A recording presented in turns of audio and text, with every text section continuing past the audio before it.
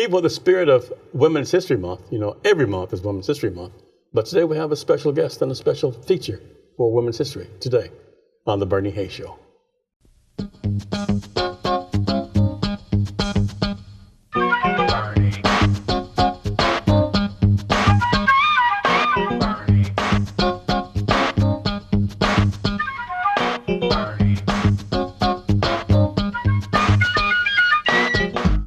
Welcome back. My guest is Angela Desilva. Angela, welcome to the Bernie Hayes Show. How are you? Fine, thank you. What's your title?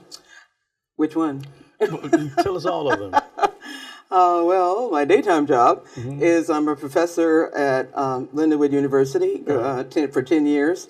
And for much, much longer, for over 30 years, been in the travel industry, and I own the National Black Tourism Network. Right. And then for 17 years, I've been the event coordinator for the Mary Meecham Underground Railroad site.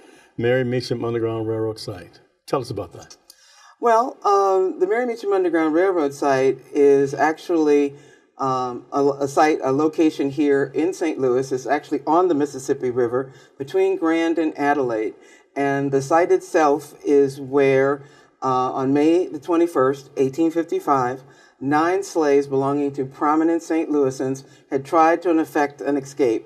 They had been told by Mary Meecham to meet there at the Bissell Ferry Landing because abolitionists were sending a boat down from Alton to get them across the river into Venice, Illinois, and then to the Plank Road to Alton.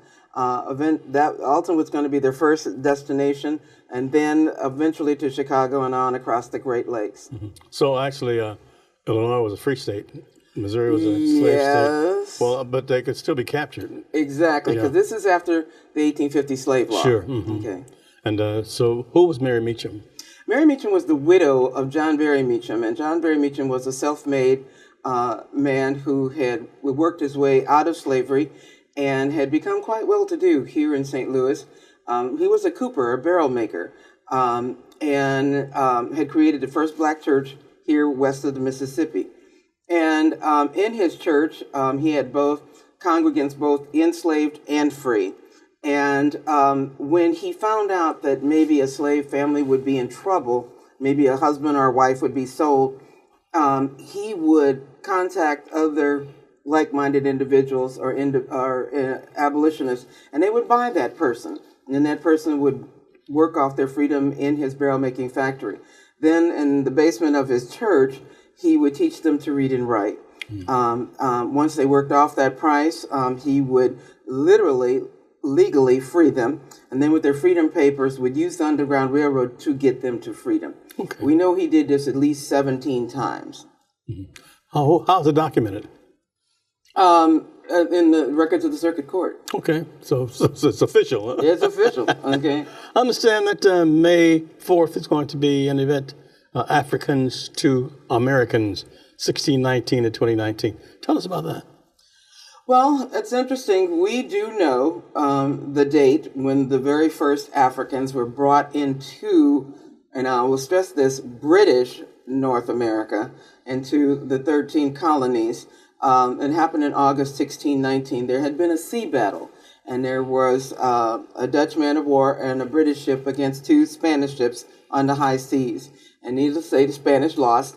And when they were boarded, before they scuttled them, they found in the hold of one of the Spanish ships 20-odd Africans. And of course, the Dutch man of war took the Africans and all the other booty before they scuttled the Spanish ships.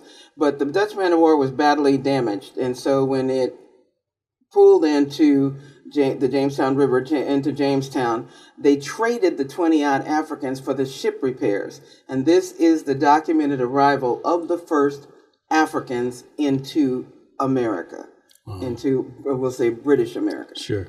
So actually, it's been a hard time for blacks in this country for a long, long time, right? Exactly. 1619 to 2019. I understand there's a free event that you're giving pretty soon. Tell us about that. Right. We're recognizing this date by the 400 years of history. And what we're really trying to do, or wanted to do, is to reestablish the link between African culture and American culture. And we're doing this by establishing at our event an an African village. There is a dramatic performance of the 400 years of history. We went total big tent on this. We're working with the African Chamber of Commerce, the Hispanic Chamber of Commerce, again, various organizations throughout the city. It's going to be quite interesting. The dramatic piece, it was too big to write, to see the vision of just one playwright. Sure. So we have three. Oh. We're Mariah Richardson, who is with St. Louis Community Colleges, and Gregory Carr, who's with your university, and myself. We divided this history of approximately 135 years each, but it's three totally different visions in one piece, and this is magical. Rehearsals are so much fun, and so that's what we're going to be doing. The event is totally free. There's children's activities. Again, there's vendors that will be there, ethnic food. We have African cooking, Caribbean food. So I'm telling, come on out. I mean, this is Africans to Americans. It was that journey from one continent to another, from one culture to the hybrid of African American, and that's what we're focusing on. Where will it be held? At the Mary Meecham site, and that is actually on the river between Grand and Adelaide. And if you go to marymeecham.org, the map is there. marymeecham.org. Okay, and there's a phone number associated with that too, right? Right. It's 865-0708. 314-865-0708. Yes. 314-865-0708.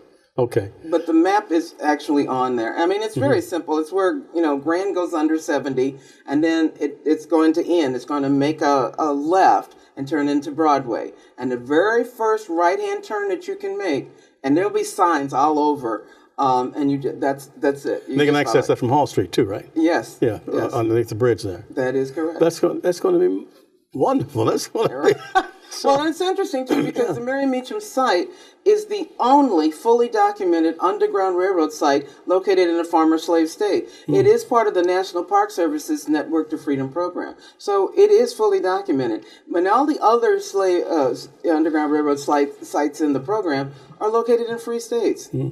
Do people who travel on the Grand, Adelaide, Broadway every day have any idea what that site is? Tell us about that site. Because it's not on the street itself. It is actually on the river. This is where they were waiting for the boat just to get them across. And you have to understand, just like this May, it's during the spring flooding. The river was very high. Sure. The current very strong and very swift. And it took even someone who was really, really knowledgeable of the river to be able to cut across that current just to go from Missouri to Illinois. And so the black man who the abolitionists sent with the rowboat just to cut across that current, this is what he did every night. This is what the abolitionists sent him down to work the river, to look for blacks, looking for enslaved people, trying to get across.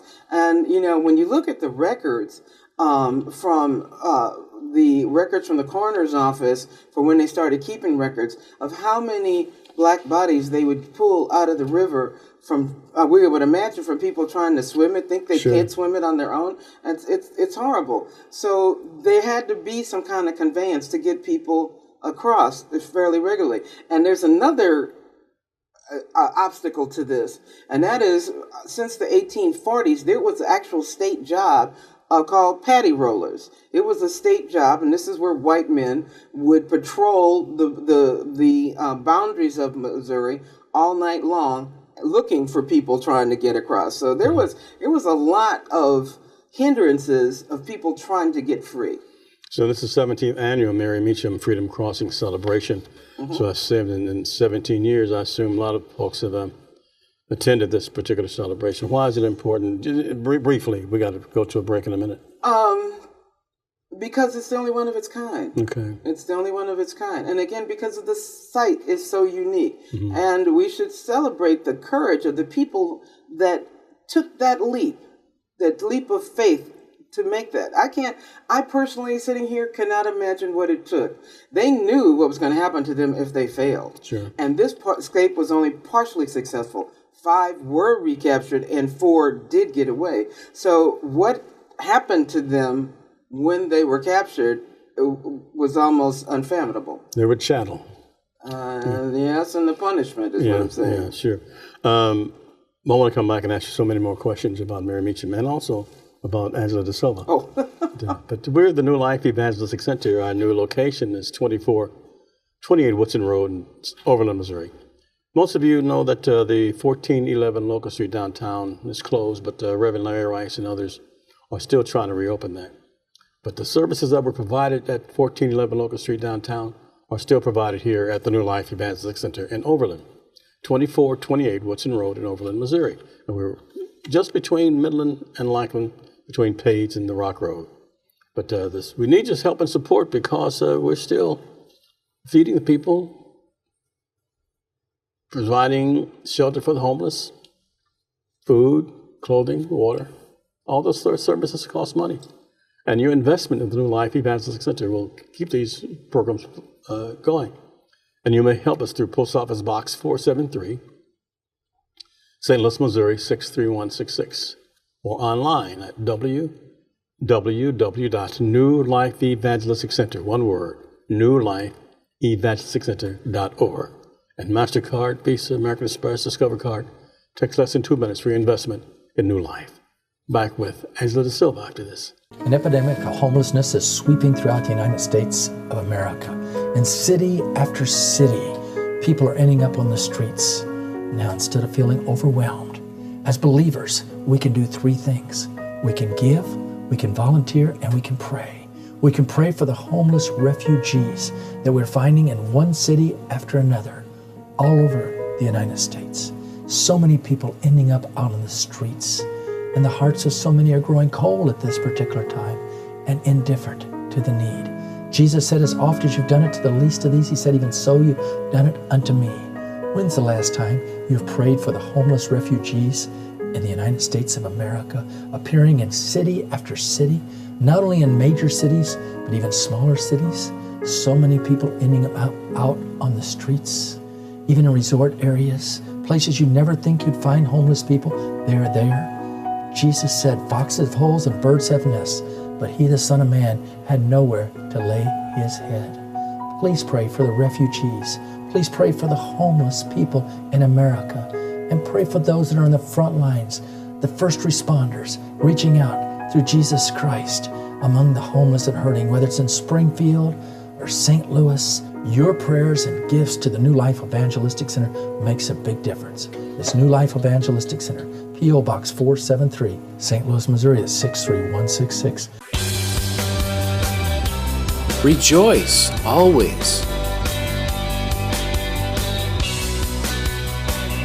Pray continually. Give thanks in all circumstances.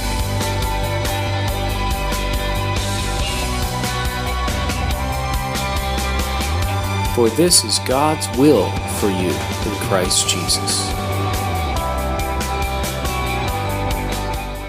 And welcome back. My guest is Angela Desilva of the Mary Meecham Freedom Crossing Celebration. But also we have another celebration I want to talk about. That's coming on April 27th at the Central Branch Library. Ms. Desilva, tell us about that. Well, this is the second time we've done a book-in event to Mary Meecham, and this one is equally as important because to make that bridge between Africans to Americans, we're in a totally different space where we are in time now. Everyone, a lot of people are getting their DNA tested, whether through 23andMe, Ancestry.com, and I can't tell you how many, Black people, people of color, that when I find out they've got their testing back, and I go, oh, wow, what was your African ancestry? And they'll go very blasé, well, it's the Congo or it's Senegal, and it really doesn't mean anything to them. They read it, threw it in a drawer. When I got mine, I was bouncing around the room. Part of the reason why at 39% Benin and Togo, that told me a lot. But I really understand what that African culture meant. And that's why we decided to do the program on the 27th of April at the main library. We are bringing Dr. Gina Page, the president of African Ancestry, and she's going to be talking about those that tie to Africa. You know, there were 7 great civilizations in Africa. There was the civilizations of the grain, the civilizations of the iron, the civilizations of the cities, and so on. And in early period slavery, it was almost like a shopping list that these white planters would send for. And it would be advertised that the such and such ship would be coming into Charleston with a load of Coromantee, Solinki, and Mende. And these tribes meant something because it's the skill set that they brought with them into Africa that these early planters wanted. There were the civilization of the rivers.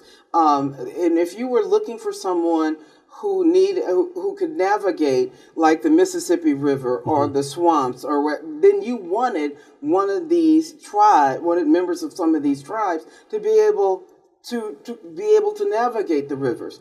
And so this meant something. And they talk about how the Mende and the Wolof women had put rice, they didn't know where they were going, and put rice seeds in their braids.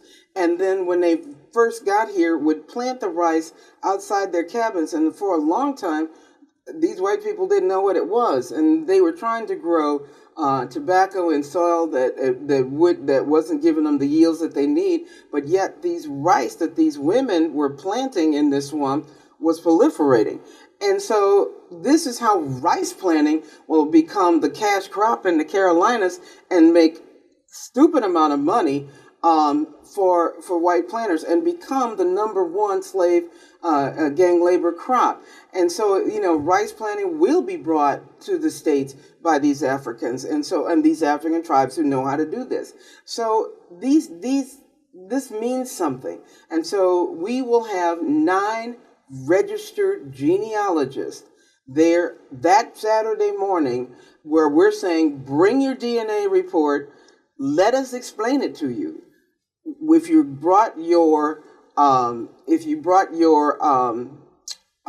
stuck on doing your genealogy or your family tree, bring it. Put it down in front of them. Let them help you take it further. And that's what we want to do. We want to help you. So this is all free to the public. So there'll be 3 hours on that Saturday morning. But then we've got in the auditorium some of the best genealogy specialists in Black genealogy that will be talking about helping you go further. So these tribes actually were experts in growing rice and corn and tobacco and so forth. And not only just that, but when you talk about Benin and Togo, think the wrought iron balconies of New Orleans and the Caribbean. Sure. Those were the people, the Africans from the civilization of the irons. They made iron. They knew how to Benin and smelt. Togo. Yes. They know how to smell. That's going to be April 27th at the Central Library branch. Now, Central Library is downtown, right? Yes, that is correct. That's right. On Olive Street. Yes. 14th and Olive. And 11 a.m. to 3 p.m. workshop, St. Louis Public Library, Mary Meecham Freedom Crossing celebration. So 2 celebrations back to back, more or less back to back. So the first one will be the May 4th event. No, the 27th. April 27th is the first event, then May 4th, marymeecham.org. How did you get involved, and then why? You're a college professor, you're an entrepreneur, you had so many organizations. Why are you trying to spread the word about Mary Meecham and the organization? Because the last 30, 40 years, I mean, I'll admit I was a nerd, an egghead. And I'm going to tell you truly. My grandmother came to live with us. I was 10 years old when my mother died. My grandmother came to live with us. And I remember being 10 or 11, and we were hanging up clothes. I grew up on a farm. And she was telling me stories about her grandmother. And you're not going to believe this. Right here in Overland where we're sitting, her grandmother was Isabel Lackland Reed of Lackland Road. Wow. Okay. That was the family that owned her. her grandmother. But my grandmother, that's the first time I heard the word slave used. And I remember asking her, what was a slave? Why was she a slave? What was that? And she explained it to me. And at 10 or 11, I was hooked. I was hooked on history. I was hooked on her stories.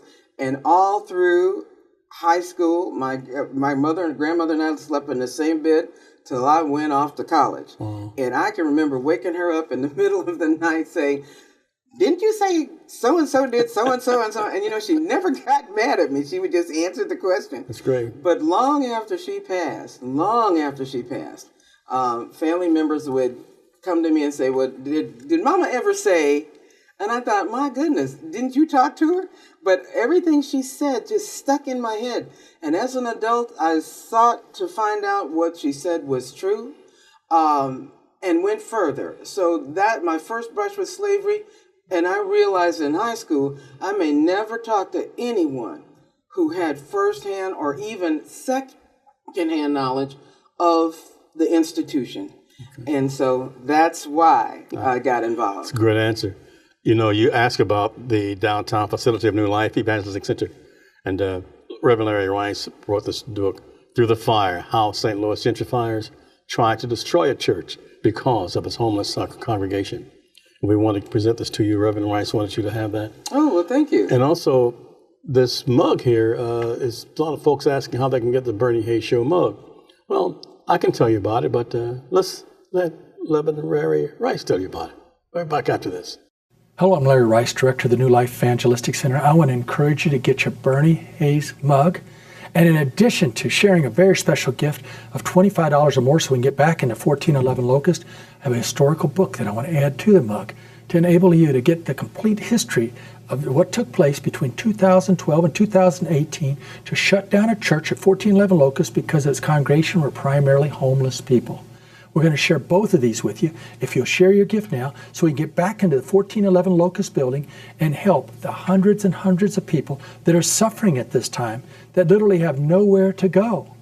I thank God for Bernie Hayes and his faithful years of service, for his program that has touched the lives of so many people. And now we're teaming up with Bernie Hayes, sharing the Bernie Hayes mug and Through the Fire book.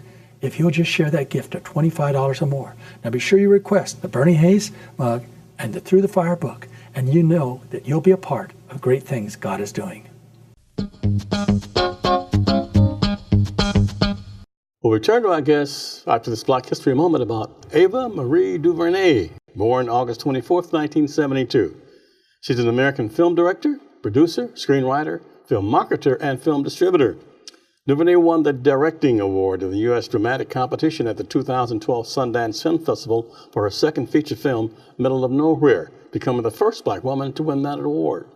For her work on Selma in 2014, DuVernay was the first Black female director to be nominated for a Golden Globe Award. For Selma, she was also the first Black female director to have a film nominated for the Academy Award for Best Picture. In 2017, she was nominated for the Academy Award for Best Documentary Feature for her film 13th.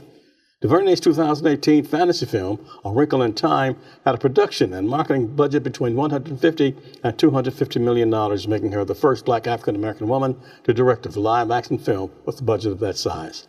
The film also made her the first Black African-American woman to direct a film that earned at least $100 million domestically. Ava Marie DuVernay. Now you can take NLEC TV anywhere as you put the NLEC TV app on your iPhone or mobile device. NLEC TV is an innovative TV station that's on the cutting edge of community service. On NLEC TV, you'll discover wholesome family, community, renewable energy, and inspirational programming. Those needing energy assistance, food, clothing, or freedom from the cycle of homelessness will find that plus much more on NLEC TV. Now you can receive NLEC TV by going to 24.2 on your television set or putting the NLEC TV app on your iPhone or mobile device. For further information, call 314-436-2424 or go to nlecstl.org. That's nlecstl.org. And welcome back. This is a wonderful, wonderful program. We'll get some wonderful history from Angela Desilva. The Mary Meecham organization. The contact, let me say the number is 385, area code 314 865-0708. And also the two events coming April the 27th at the Central Branch Library, and also Africans to Americans, 17th Annual Mary Meecham Freedom Crossing Celebration. Now, that event will be here where? At the Mary Meecham site, which is directly on the Mississippi River between Grand and Adelaide, and it is right off of Hall Street. Yeah. We do have a few vendor spaces available, and we still are looking for a few vendors and a few performer spots. And there was something I forgot to tell you. The first 2 hours of the day, Praise 95.1. The gospel station will be holding a gospel choir contest. Oh, wonderful! And they're looking for gospel teams and